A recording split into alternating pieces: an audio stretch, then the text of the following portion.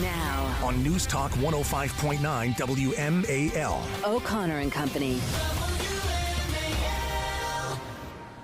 And just like that, it's Friday. It's 5:07 on News Talk 105.9 WMAL, making sense of the news. Good Friday morning to one and all, or as I like to say, Friday-luya to you. It's O'Connor and Company. Larry is not back till Monday. I'm Mike Opelka in for Dr. O'Connor, and alongside the fabulous Patrice Onwuka. Hello, Patrice. I'm so happy you're here. Good morning, Michael. The day is going to be an interesting one. We have much to discuss, but at least we can take solace in the fact that the White House is cocaine-free today. The fact that it had cocaine at one point does not give me much solace. I'm sorry, I might have had that phrase twisted. I think they have free cocaine in the White House. Yeah. Not cocaine-free. I may have mixed that up. We finished the show yesterday morning, and then CNN's putting out a story that they have confirmed that there will be no arrest, no identity of whomever brought the cocaine into the White House. Nothing to see here. Keep walking, people. Keep moving. Stunning. It's not surprising, though. This is Washington, and if you want to cover up something, you will cover up something. Never mind the fact that we can go halfway around the world and find the world's worst terrorists in bunkers under the ground and bring them to justice, but we can't figure out who brought cocaine into the White House. Yeah, right. Yeah, I love the statement. No suspect due to lack of evidence. You had the baggie. You have the cocaine. Yes. You have the video. You have the logs. It's a shame there's no evidence. It's really maddening to people like you and I and, I don't know, all right-thinking people. It's just craziness. And oddly enough, no coincidences. They find it last weekend. Joe leaves the country on Sunday. And doesn't come back until after the investigation is concluded. No one has seen Hunter. So now we come back and we're all supposed to forget about this? Well, and let's not forget, Hunter has been a mainstay at the White House. I mean, he was at the recent White House dinner, right? Shaking hands and greeting the people who are investigating him. The Attorney General at one point, I'm pretty sure. So, you know, it's incredible, this Biden White House, what they can get away with. Baggies of marijuana were even found during in this Biden White House, but nothing to see here, folks. So I think we're up to 2 bags of marijuana, 1 bag of cocaine, and we're only in the middle of the 3rd year right now. I guess there's room for a lot more. Yeah, there's plenty of room. You're going to have to up your game, Democrats. It's amazing to me. Now, I did see that Marjorie Taylor Greene had called for drug testing of the family. Odds on that happening? Patrice, you're a little closer to the inside of the swamp than I. Is it above 0% at all? No, not above. I probably would have greater likelihood of being president before anyone in the Biden family is going to be tested for drugs. And by the way, I'm a naturalized citizen, so I can never be president. Yeah, it's so those are the unusual. odds. So unusual, and by unusual I mean not unusual. This is so typical. And I wonder if what happened last night with the announcement of the calling up of some of the reserve troops is meant to distract or deflect from the anticipated outrage at today's press briefing, because this is the first time Karine Jean-Pierre will be in the White House since the announcement of nothing to see here when it regards cocaine. Now you're going to have a lot of people asking questions about the selected reserve and individual ready reserve forces being called to active duty. That announcement came last night. I think this is another of what I like to call a white squirrel. Because if you've ever seen one, you know they're quite rare. Yeah, I think I actually have seen one, and it's weird because when you see it, everything else around you, you're not paying attention to. You're literally just focused on that. So it wouldn't surprise me if this announcement related to reserve service members going into to Europe is really just meant to take the headlines off of the Bidens and the cocaine issue. And listen, though, this is going to come back to bite them. They can't get away from this because if you're smart, all the Republican contenders or the top contender can go after Biden, and the fact that his son is getting away, has gotten away with things that people from marginalized communities who have had small quantities of marijuana, who have had cocaine, who have been arrested for smoking crack and have been charged much more heavily and actually served time compared to Biden, and the unequal justice. And frankly, you could call it racist if you want to, but the unequal justice for someone like the Biden family compared to the rest of America. So this will come back to haunt them for sure. Well, it only comes back to haunt them if the GOP gets a stronger spine and says we're willing to call out this hypocrisy, this two-tiered justice, and they have to do that. And I don't think you can limit it just to President Joe Biden. I think it's fair to call to everyone's memory what Kamala Harris did when she was in California and going after people who were caught with drugs. Yes. So you've got both the president and the vice president with a serious history of saying they wanted to be tough on drugs, specifically on cocaine. And the hypocrisy is screaming at all. We'll see. Maybe we should place a bet on how many questions Karine Jean-Pierre actually gets asked about this before she says, I have nothing more to share with you. Nothing more to share with you. I've been clear already. I've already spoken to this, and I'm not going to speak to it again. She is very condescending to listen. I understand that the relationship between the White House, the president, and the press secretary should be and the press, it should not be a friendly relationship. There should be some combativeness between them. But she's downright disrespectful, and the media is just trying to do its job, which we as just regular folks, we expect the media to get some answers. But the way she treats the media is, oh, I don't have to talk to you. I'm press secretary, but I don't have to talk to you. I choose to give you an answer. And we know the answers that she gives are a bunch of empty blank sheets. I was going to use another word, but then we get thrown off the air. Hooey is as close as I can come to really accurately describing it. We have a busy day here, Patrice. We have so many things happening. At 7:05 today, Carrie Lucas is going to join us. I'm sure you know Carrie. Yes, I do. From the Independent Women's Forum. And we'll have a little fun with Carrie. And then 7:35, Lieutenant Colonel Daniel Davis, a senior fellow at Defense Priorities, is going to talk to us about the president's comments concerning Ukraine and NATO, and we'll get into that. And then at 8:05 today, we are fortunate to have Florida Representative Mike Waltz, and we are going to have a little fun talking about John Kerry and what he talked about yesterday in the House hearing, which, again, I'm going through popcorn like a movie theater at a blockbuster opening. These hearings have just been incredible lately. So it's going to be a very busy day today, and we hope you'll hang out with us through. This morning on the Chris Plante Show, the entire Biden family snorts a sigh of relief as the Secret Service says they'll never find out who brought the cocaine to the White House. 9 a.m. on WMAL. It is O'Connor and Company, Mike Opelka, in one more day for Larry O'Connor. Happy to be here. Patrice Onwuka is here with us, and I'm wondering if we have a better chance of actually getting an answer on the cocaine in the White House or winning the Powerball or the Mega Millions, which they're both like $1 bazillion right now. And the odds are ridiculous, and I think they're on par with what's happening here with this crazy story. I'm frustrated, and I know it sounds like it because I've repeated it a few times, but I've thrown my hands in the air like I just don't care.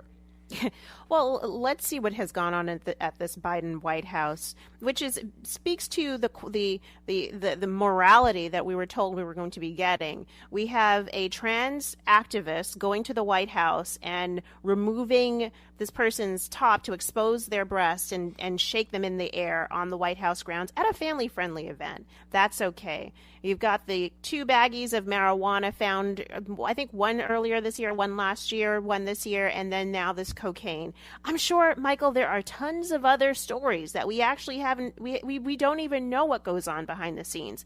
And listen, I'm not a prude. I definitely understand that there are going to be things that happen at the White House that are very passé. I think we all remember Bill Clinton's days. That said, we should still not expect and come to think that, crudeness, immorality, drug usage is just fine and dandy at the people's house, the nation's house, and the president is supposed to be the leader of our country, being that light on the hill, or that beacon of light and example to the rest of the world. Yeah, I agree with you. It's just stunning to me that all of the heat that the Trump White House took for the fast food and the Diet Cokes and the mockery of First Lady Melania Trump's Christmas decorations, and now we see that if you're a Democrat, you treat the White House like a frat house. Thank you. I went to college in the 70s. I know that I might have enjoyed some of the natural benefits of marijuana as a college student, but haven't for 40 plus years.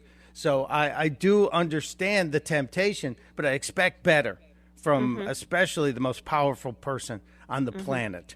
The person who can, at a moment's notice, write an order that is going to put between 3,000 and 3,500 members of our reserve troops into immediate active duty, which is what happened yesterday. And this story has need for a lot of explanation. And when I first read it, and I have to tell you, it was about 6 o'clock last night, I saw this popping online. It started trending that our president has said, I am immediately authorizing the SecDef and Homeland Security to, with respect to the Coast Guard, to call up these troops. And I thought, wait a minute, you just left Europe. These people are being assigned to Europe. Is there something brewing that we don't know?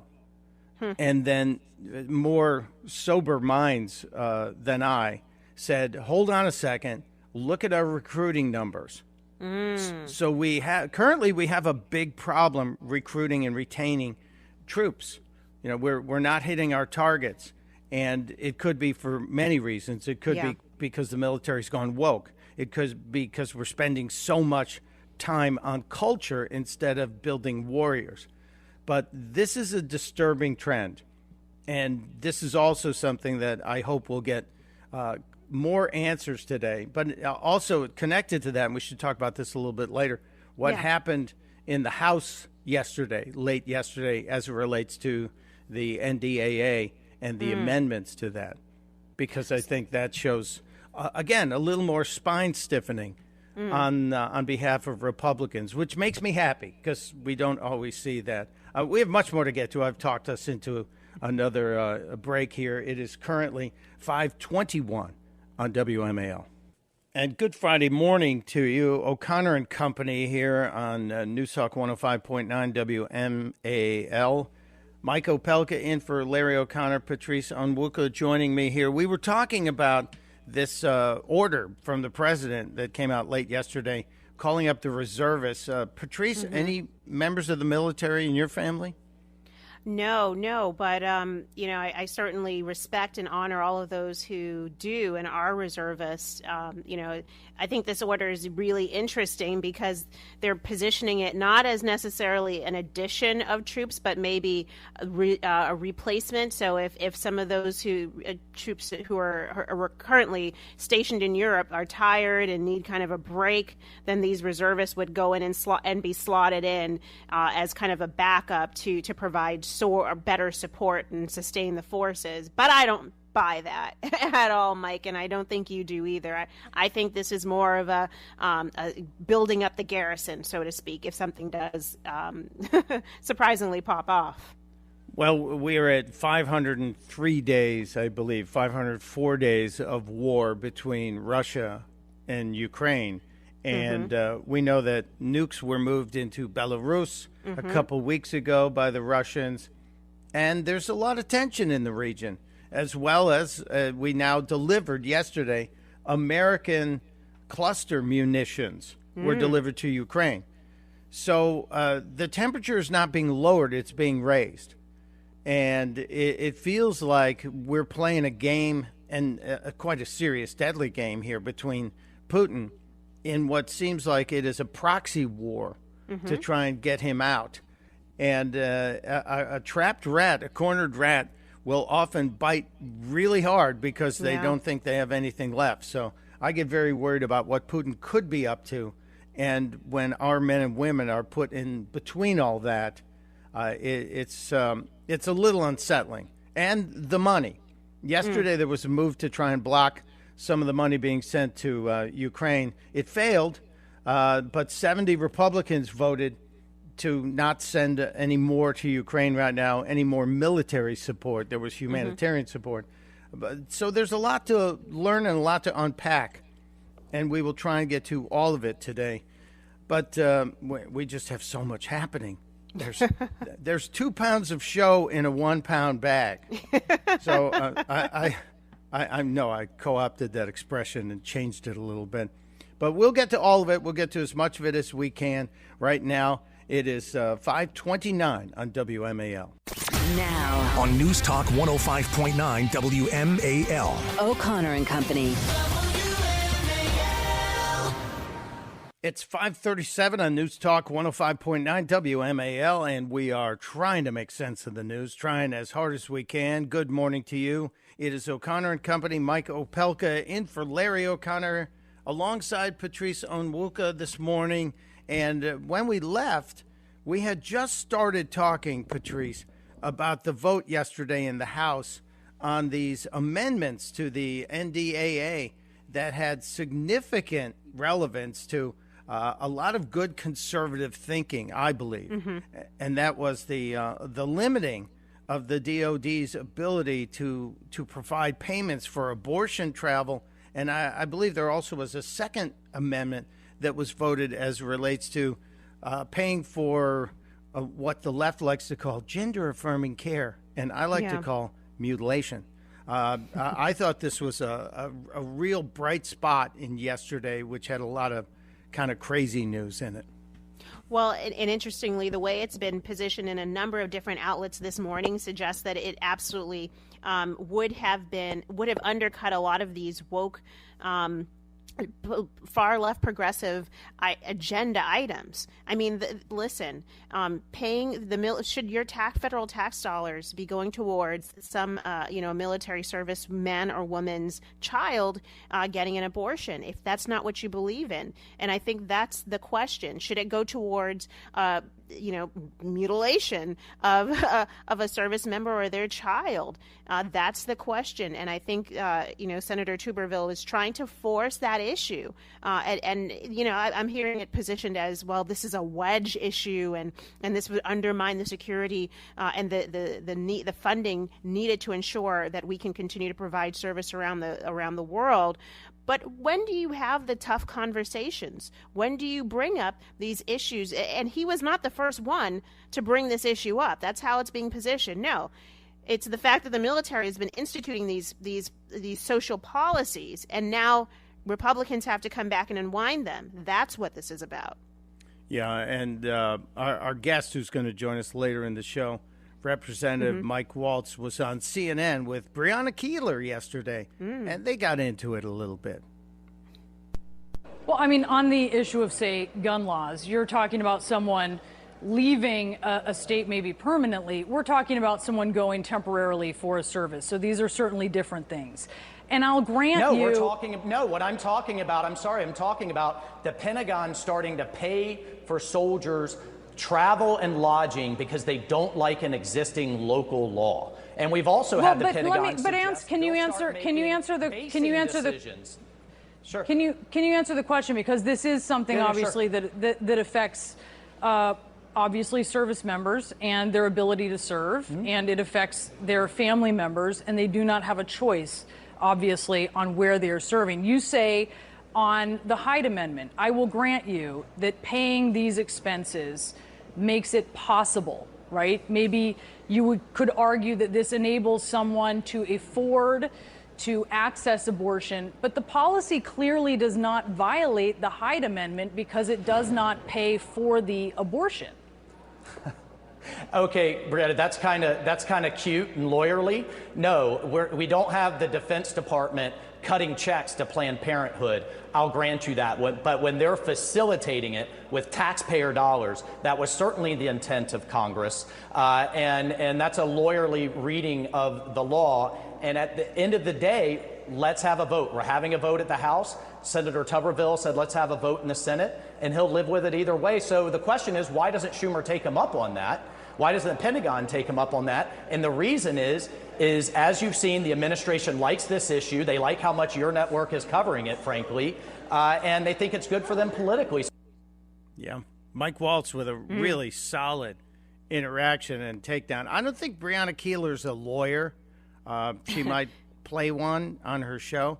But I also, I wished Representative Waltz, who, again, will join us later in the show, would have brought up, we do arrest people driving the getaway car from bank robberies, too. So they may not have robbed the bank, but they helped.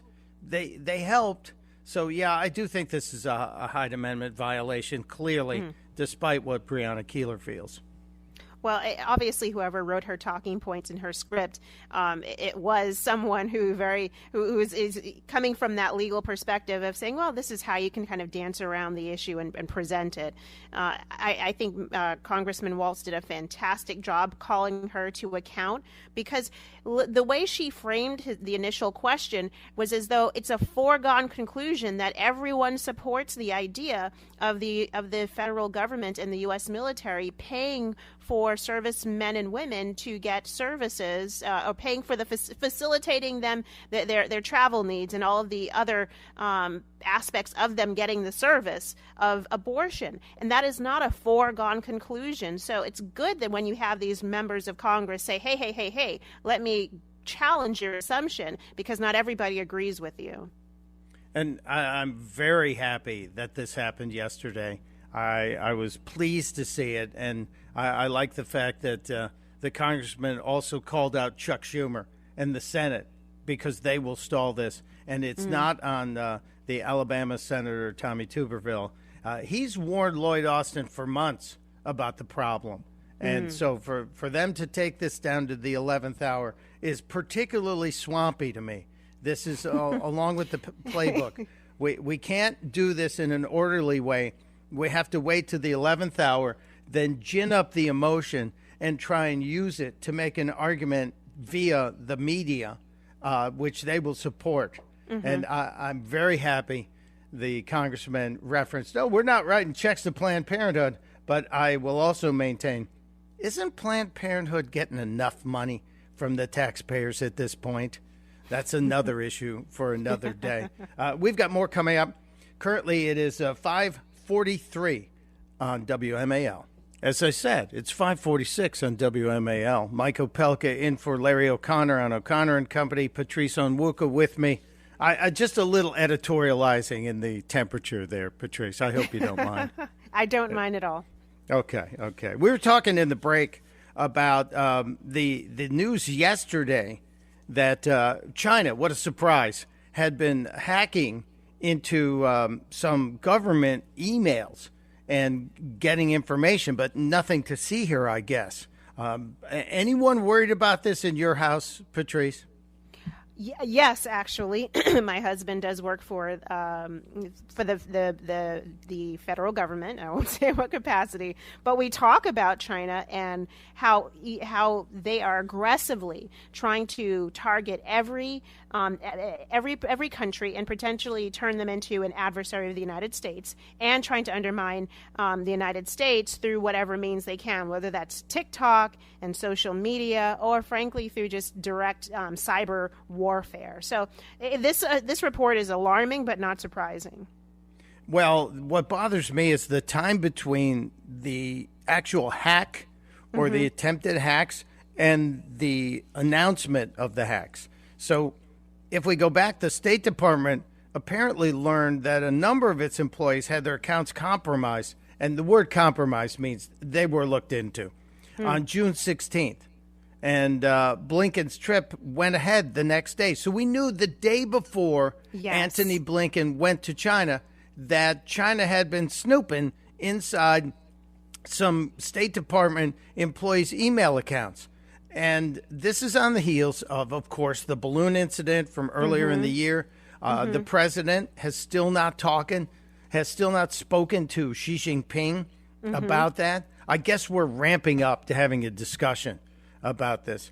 But Microsoft is the one telling us, hey, do you guys have any idea you're being hacked? 25 organizations targeted since May by a Chinese group called Storm 0558. I guess that's like Fancy Bear. Remember the old Russian group of hackers that were out there? Yeah. And so Microsoft is raising its hand, and I wonder why our own internal systems are not strong enough to alert us to these attempts. So either they are, and no one is acknowledging and reporting it or being forthcoming, and that wouldn't surprise me, or they're not. Our systems are not recognizing what's going on, and that's probably most alarming. I mean, listen, it should be no surprise to the State Department, to the military, and to the Biden administration overall, and President Biden, that China is our strongest adversary right now, and they're going to use every and any means to attack us.